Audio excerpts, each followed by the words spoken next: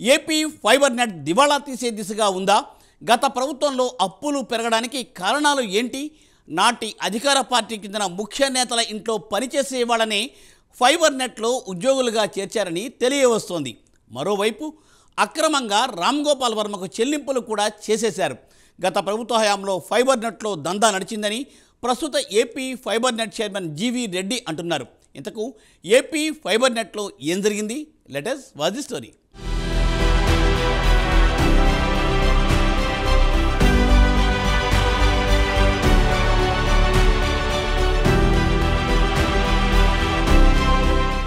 AP fibre నెట్లో భారీగా అవకతవకలు జరిగినట్లు తెలుస్తోంది. సినిమాలకు ఎక్కువగా చెల్లింపుల దగ్గర నుంచి ఉద్యోగుల నియామకాల వరకు అంతా ఆనాటి అధికార పార్టీ నేతల కనుసన్నల్లోనే జరిగినట్లు తెలుస్తోంది.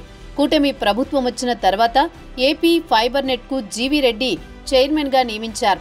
ఈ క్రమంలో రికార్డులను పరిశీలించిన జీవీ రెడ్డికి మైండ్ బ్లాంక్ అయ్యే నిజాలు బయటపడ్డాయి. నాటి వైసీపీ ముఖ్య నేతల ఇంట్లో పనిచేసేవారని ఫైబర్ నెట్లో ఉద్యోగులుగా చేర్చిన వైనం బయటపడింది. దీంతో AP fibre net chairman GV Reddy సంచలన నిర్ణయం తీసుకున్నారు.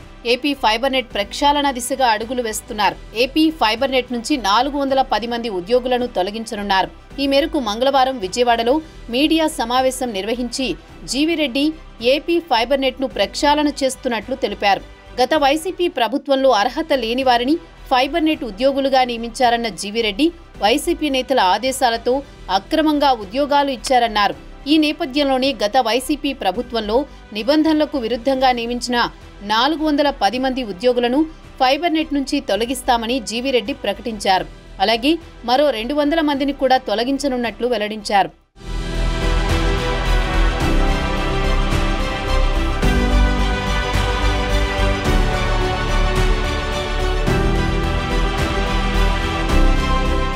రెండు 2016-19 మధ్య 108 మంది ఉద్యోగులతో ఫైబర్ నెట్ నడిచిందని, అప్పట్లో ఫైబర్ నెట్ కు 10 లక్షల కనెక్షన్లు ఉండేవన్నారు.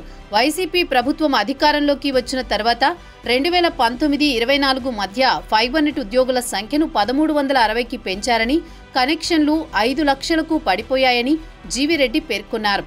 బిజినెస్ పెరగకపోగా నష్టాలు వచ్చాయని తెలిపారు. వైసీపీ హయాంలో నియమితులైన ఉద్యోగుల్లో వైసీపీ నేతల సిఫార్సుతో చేర్చుకున్న వారే ఎక్కువ మంది ఉన్నారని వివరించారు.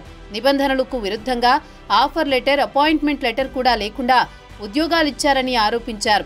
గత ప్రభుత్వ సమయంలో వైసీపీ నేతల ఇంట్లో వంట మనుషులు, డ్రైవర్లుగా పనిచేసిన వారిని ఫైబర్ నెట్ సంస్థలో ఉద్యోగాలు ఇచ్చారని ఆరోపించారు. వారికి ఫైబర్ నెట్ నుంచి వేతనాల పేరిట కోట్ల రూపాయలు దుర్వినియోగం జరిగిందని జీవీ రెడ్డి ఆరోపించారు. ప్రజలకు అతి తక్కువ ధరకు ఇంటర్నెట్, కేబుల్ సర్వీసులను ఇవ్వాలనే ఉద్దేశంతో 2014లో వచ్చిన టీడీపీ ప్రభుత్వం ఫైబర్ నెట్ ప్రారంభించిన సంగతి తెలిసిందే. 2019లో 10 లక్షలు ఫైబర్ నెట్ కనెక్షన్లు 2024 నాటికి 5 లక్షలకు పడిపోయాయని తెలుస్తోంది.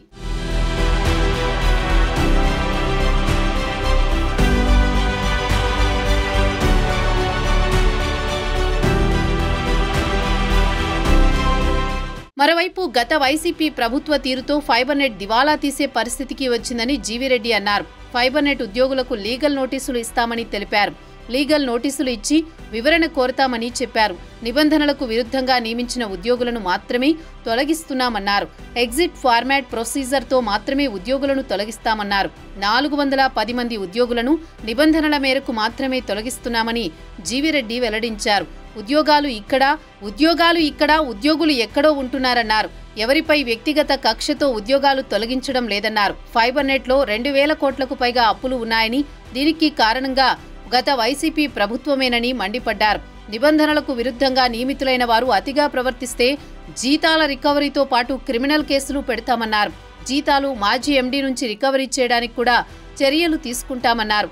అలాగే ఇకపై ఫైబర్ నెట్ అవసరాల మేరకు మాత్రమే ఉద్యోగులను తీసుకుంటామని స్పష్టం చేశారు. మరోవైపు రామ్ గోపాల్ వర్మ వ్యూహం, సినిమా చెల్లింపులపైన జీవీ రెడ్డి కీలక వ్యాఖ్యలు చేశారు.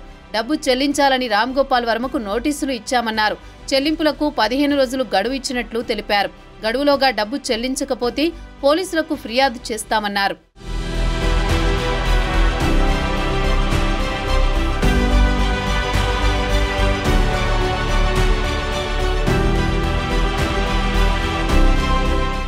డైరెక్టర్ రామ్ గోపాల్ వర్మ వైఎస్ జగన్ రాజకీయ జీవితం ఆధారంగా వ్యూహం సినిమాను తీసిన సంగతి తెలిసిందే.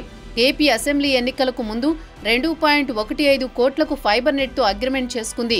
వ్యూస్ ప్రకారం డబ్బులు చెల్లించాలని. కానీ ఒప్పందంలో కేవలం 1863 వ్యూస్ మాత్రమే వచ్చాయని జీవీరెడ్డి తెలిపారు. ఈ లెక్కన ఒక్కో వ్యూకు 100కు బదులుగా 11,000 చొప్పున చెల్లించారని ఆరోపించారు. 1.15 కోట్లు అధికంగా నగదు చెల్లించారని జీవీరెడ్డి చెబుతున్నారు. వ్యూహం, శబదం పేరుతో రామ్ గోపాల్ వర్మ 2 సినిమాలు తీశారు.